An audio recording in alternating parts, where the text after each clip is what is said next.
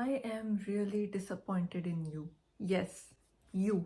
Why, you may ask? Because it's written all over you that you keep nitpicking your faults. और अगर तुम्हें खुद में कोई भी अच्छाई नहीं दिख रही है तो फिर बाकियों को क्यों दिखेगी? Why are you so hard on yourself? You think it's self improvement, right? क्योंकि तुमने जितने भी बुक्स पढ़ी है, डॉक्यूमेंट्रीज देखी है, वीडियोस देखे हैं, they all say the same thing. You have to be your biggest critic. And I agree with you, but you also have to be your biggest cheerleader. सोचो, अगर तुम्हारी मम्मा या बेस्ट फ्रेंड या boyfriend तुम्हारे पास आए और पूछे कि मुझे लाइफ में क्या इम्प्रूव करना चाहिए, और तुम अपनी एक लंबी सी लिस्ट निकाल दो कि आप में ये खराब है, ये खराब है, ये खराब है, आपको ये बदलना चाहिए, आप ये गलत करते हो। Can you imagine that? पहले तो हम में से कोई भी ऐसा नहीं कर सकता है, पर अगर तुम कर सकते हो तो just take a second and imagine the person sitting right in front of you. क्या ये सब सुनने के बाद उसमें मोटिवेशन आएगा कि हाँ मैं लाइफ में और इम्प्रूव करूँ, या फिर वो और डीमोटिवेट हो जाएगा कि यार मुझ में एक भी अच्छी चीज़ नहीं है क्या? But in spite of that, अगर तुम कुछ इस तरीके से कहो कि I like how you are in person and in your relationships, how you always take efforts, but I would really appreciate अगर तुम ज़्यादा टाइम निकाल के कभी कभी आगे से कॉल कर दिया करो। I appreciate how focused you are on your fitness and your diet, but I would really appreciate अगर हम कभी कभी कोई और टॉपिक पे भी थोड़ी बात कर लें। Do you see the difference? फिर why do you do that to yourself? In the name of self-improvement, you always nitpick your faults but never take time to appreciate yourself. Then how is it self-improvement or self-love? Maybe you should start by checking your screen time or checking your reference as well. क्योंकि काफ़ी बार हम comparison के trap में फंस जाते हैं. We will open social media and see कि ओ एक 16 साल के लड़के ने खुद के पैसे से कार खरीद ली, ये लड़की तो 20 साल की उम्र में मिस यूनिवर्स बन गई, अरे उसकी स्किन कितनी अच्छी है without even doing any skin care, उसकी बॉडी कितनी अच्छी है, मैं तो इतना टाइम भी नहीं निकाल पाता हूँ जिम के लिए। Do you see how comparison turns into self deprecation? I had this habit as well. जब मेरी लाइफ रुकी हुई थी, मुझे ऐसा लग रहा था कि लाइफ में कुछ भी नहीं हो रहा है, तब किसी की भी सक्सेस या फिर अच्छी बात सुन के मुझे या तो जेलसी होती थी या फिर खुद पे गुस्सा या फिर रोना आता था कि यार वो अपनी लाइफ में इतनी सक्सेसफुल हो रही है, उसकी जॉब लग गई है, वो तो योगा भी डेली कर रही है, बुक्स भी पढ़ रही है, और मैं अपनी लाइफ को बस वेस्ट किए जा रही हूँ। पर इससे हमें कुछ बेनिफिट हो रहा था क्या? मेरी लाइफ में कुछ भी सुधर रहा था क्या? नहीं ना, क्योंकि मैं एक कमरे में बैठ के खुद का फॉल्ट ढूंढ के खुद को नहीं बदल सकती। इनफैक्ट उसका उल्टा हो रहा था, मैं और नेगेटिव हो रही थी क्योंकि मैं उसी चीज़ को फीड किए जा रही हूँ। तो I started a new habit to come out of that loop.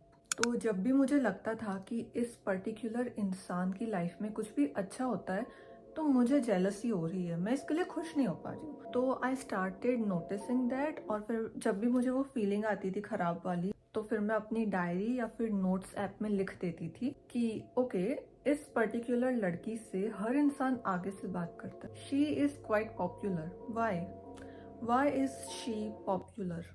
Then I would start observing to find the answer for my why. And I would see कि maybe ये इंसान जब भी किसी से मिलती है, she comes up with a smiling face. वो एक स्माइल के साथ में हाय कहती है। जब उसकी लाइफ बिजी भी होती है तब भी वो टाइम निकालती है अपनी हैबिट्स को पूरा करने के लिए, and may be that's why she is so confident, और वो चीज़ पब्लिक में रिफ्लेक्ट होती है।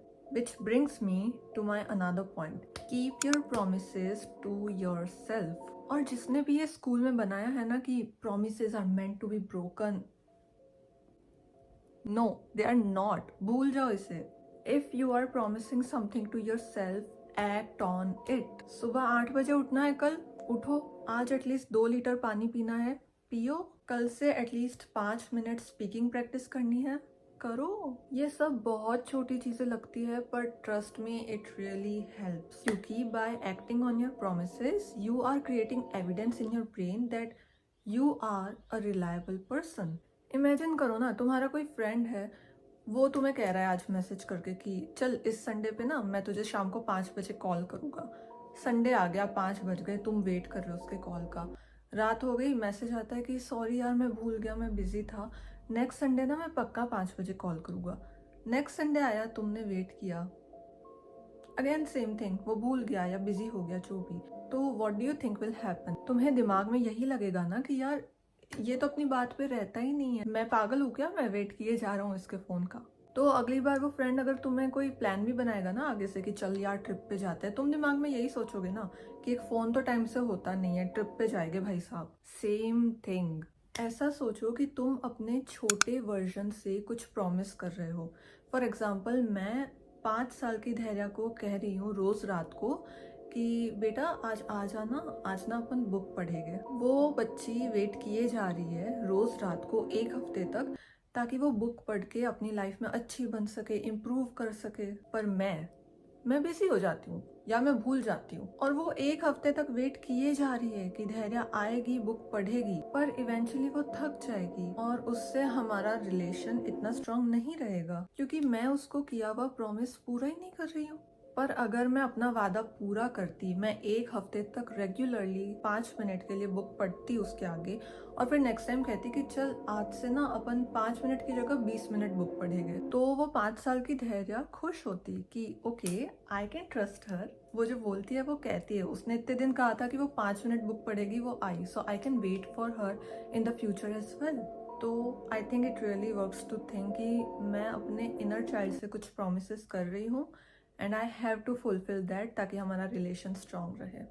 Replace inner child with your subconscious. और बच्चे बहुत फॉरगिविंग होते हैं, तो कभी इफ यू थिंक कि तुम कंटिन्यूसली 15 दिन तक 10 के स्टेप्स भी कर लिए, बुक भी पढ़ ली, हेल्दी भी खा लिया, ये वो सब कर लिया, पर 16th डे पे तुम इनमें से एक चीज नहीं कर पाए, तो हमें पागल नहीं हो जाना है खुद पे। खुद को डांटना नहीं है कि यार मैं तो ये भी नहीं कर पाता, मैं तो कभी कुछ नहीं कर पाती, ये वो। खुद को डांटो मत, खुद पे गुस्सा मत करो। पहले अप्रिशिएट कि यार मैंने इतने दिनों तक तो अपने हैबिट्स पे काम किया ना, इतने दिनों तक मैं अपने वर्ड पे खड़ी रही, आज एक दिन मिस हो गया, कोई बात नहीं, रेस्ट करेंगे, the sun will rise again and we will try again because we can. जब भी लाइफ में कोई चीज तुम्हारे प्लान के अकॉर्डिंग ना जाए, तो try to always first appreciate yourself for the efforts that you have made till now, rather than focusing on the outcomes, because we cannot control the outcomes, but effort हमारे हाथ में है. So appreciate yourself for that. For example, if you are trying to lose weight, तो efforts क्या है?